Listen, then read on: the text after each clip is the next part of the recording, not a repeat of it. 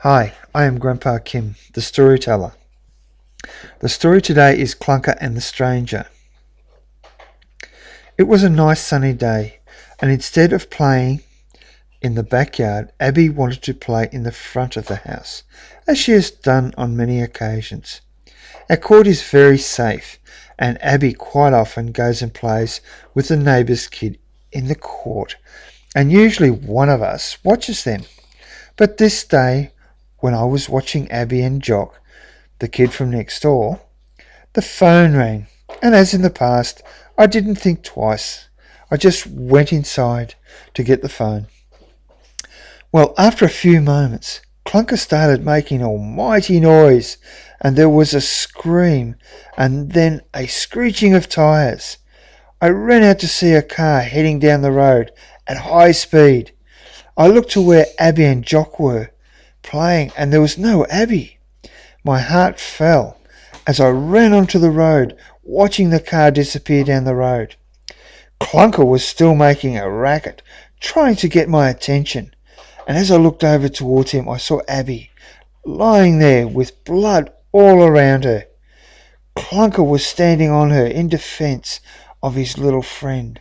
I ran to her and started to check her for where the blood was coming from, but she wasn't bleeding.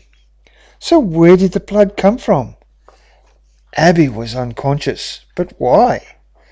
The neighbour from across the court came out and said that she had phoned the police and an ambulance. She said they'll be here in a few minutes, but a few minutes seems like an eternity when you are upset and your little girl has been hurt.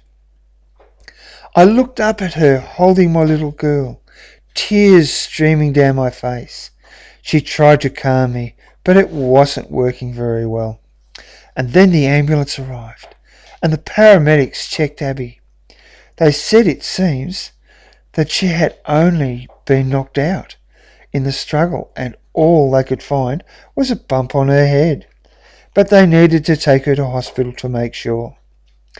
As Abby was being put in the ambulance, Abby woke up, dazed, but her first words were, "Where's Clunker?"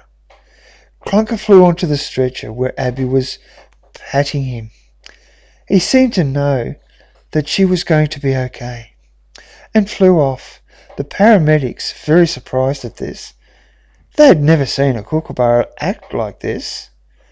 The paramedics could not explain where the blood had come from, only that it wasn't Abby's. Abby and her mum went in the ambulance to the hospital and left their neighbour to give a description of what happened and the car registration number to the police. The police wanted to know about the blood, and the neighbour explained that as the man was carrying Abby off, Clunker attacked the man in Abby's defence.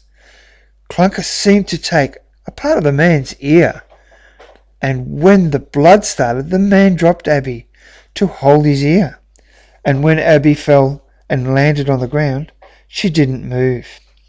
The man ran to his car and drove off at high speed, bleeding from the side of his head. The neighbour went on to say Abby's mum was really already nearly at Abby by this time. So I rang the police with the car registration and the ambulance. The man needed medical attention for his damaged ear and was arrested.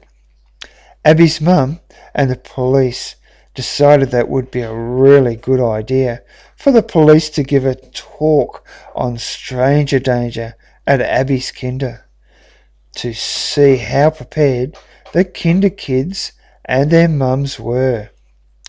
After the talk, the policeman asked the kids what they would do if they saw a stranger, and a little voice from the back said, "We call Clunker." "Yes," said the policeman, "but what if Clunker isn't there? What would you need to do is to tell your mum and dad or a grown-up you know." Well, that's the end of the story. I am Grandpa Kim, the storyteller. Thank you for listening.